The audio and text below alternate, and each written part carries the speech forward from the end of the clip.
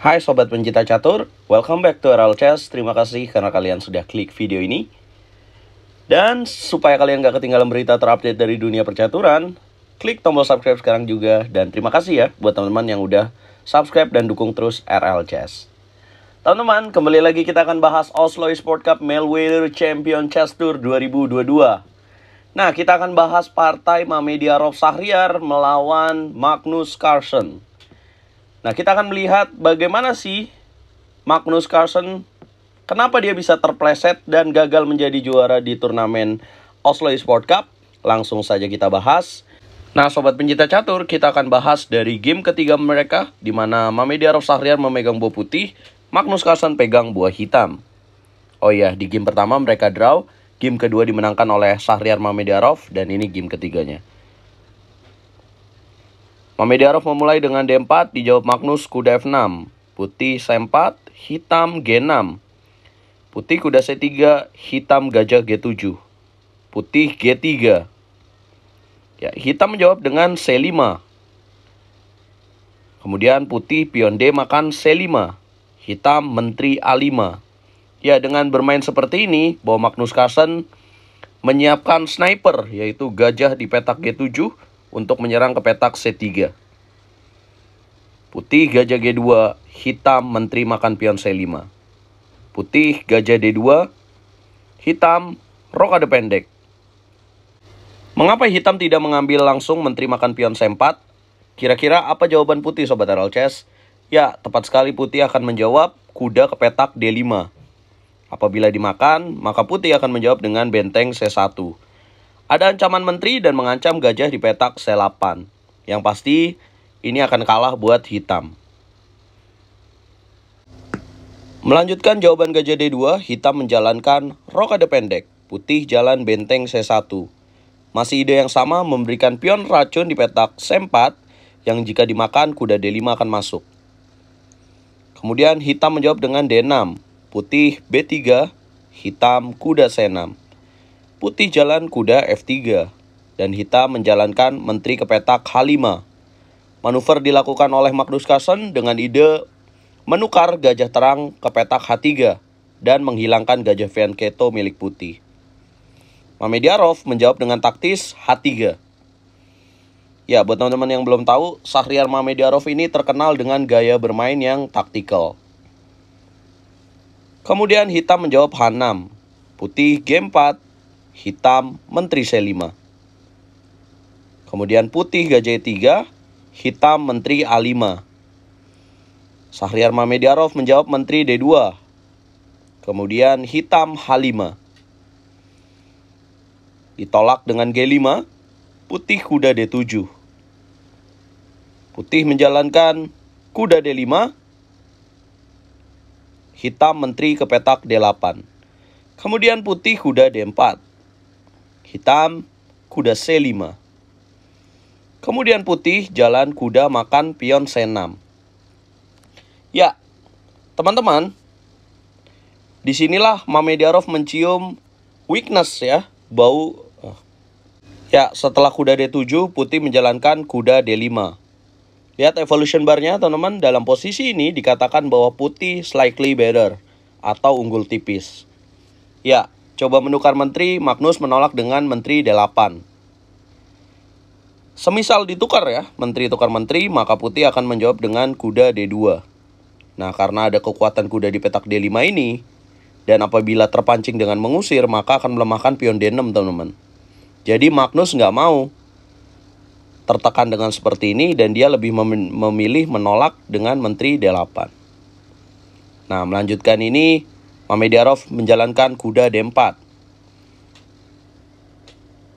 Ya, kemudian Magnus menjawab kuda C5. Nah, ini sebuah kesalahan yang kemudian dimanfaatkan oleh Shahryar Mamediarov. It's challenge time. Bisakah teman-teman tebak langkah apa yang harus dilakukan putih dalam posisi ini? Ya, tepat sekali. Mamediarov kuda makan kuda C6, pion B makan C6, dan kuda B4. Lihatlah bahwa pion C6 diancam oleh dua perwira, gajah G2 dan kuda di petak B4. Yang jelas dalam waktu bersamaan ini sulit sekali menjaga pion yang diancam dengan 2 perwira seperti ini. Kemudian Magnus memilih menteri C7. Mamediarov gajah pukul pion C6, unggul 1 pion, hitam benteng B8.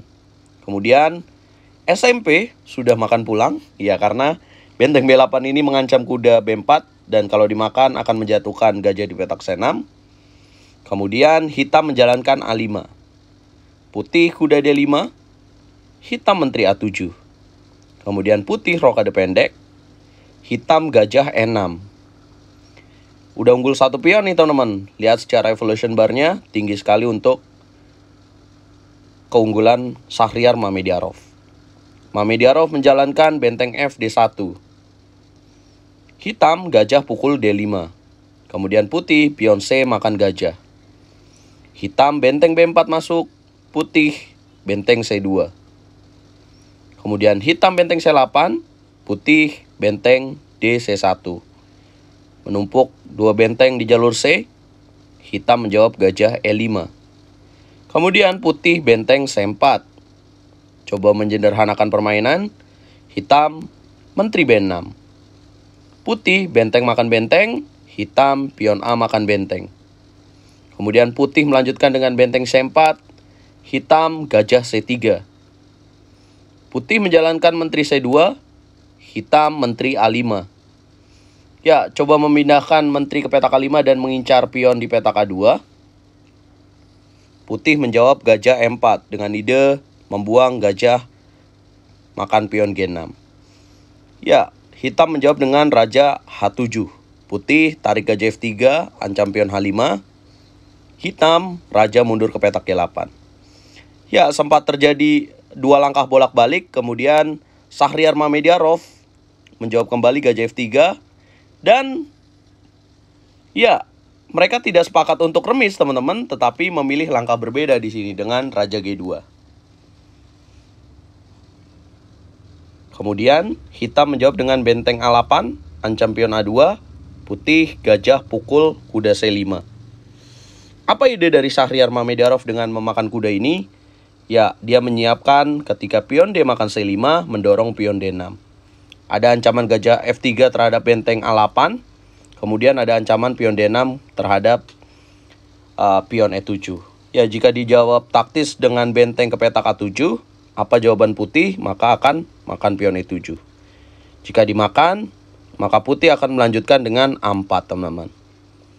Ya, hilanglah pion lemah di petak A2 dan jadi pion promosi yang akan jadi aset di babak endgame. Ya, sobat pencinta catur, dalam partainya Magnus Carlsen memilih langkah yang berbeda, di mana dia memilih memakan pion D6 dan mengorbankan benteng untuk ditukar dengan gajah F3. Mamediarov jelas makan benteng, menteri A8 skak, dan putih jalan raja G1. Kemudian hitam menjalankan D5. Apakah ini langkah yang tepat? Tidak sama sekali, teman-teman. Dalam partainya, ini dikatakan dan ekspresi dari Magnus, dia menggelengkan kepalanya. Yang artinya, Magnus Blunderson is back. Ya, lagi-lagi Magnus mengalami error. Atau dalam dunia catur, secara profesional, saya sebagai atlet catur mengenalnya dengan istilah blackout. Apa itu istilah blackout? Ya, ketika kita bermain catur, tiba-tiba kehilangan konsentrasi, dan melakukan blunder yang tidak seharusnya terjadi untuk di level Magnus Carlsen. Ya, Magnus lupa bahwa dengan langkah D5, pion di petak C5 jatuh. Ya, walaupun dalam posisi ini ketika memilih langkah lain seperti gajah D4, putih tetap unggul, teman-teman. Tapi dengan langkah D5 ini semakin menambah keunggulan untuk putih. Dan setelah langkah ini dipastikan bahwa Magnus kesulitan untuk menang karena putih makan pion C5. Keunggulan Mamediarov semakin tinggi, Magnus menjawab dengan D4. Kemudian putih menteri D3, hitam menteri makan pion A2. Kemudian Mamediarov skak benteng C8. Hitam raja H7. Kemudian putih menteri F3. Dan Magnus Carlsen menyerah teman-teman dalam 44 langkah. Jika dilanjutkan, Menteri makan pion B3. Apa jawaban Mamediarov?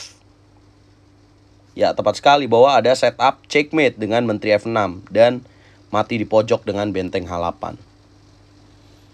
Nah, ini game ketiga dan akhirnya Magnus menyerah di tangan Mamediarov dengan skor 2,5-1/2.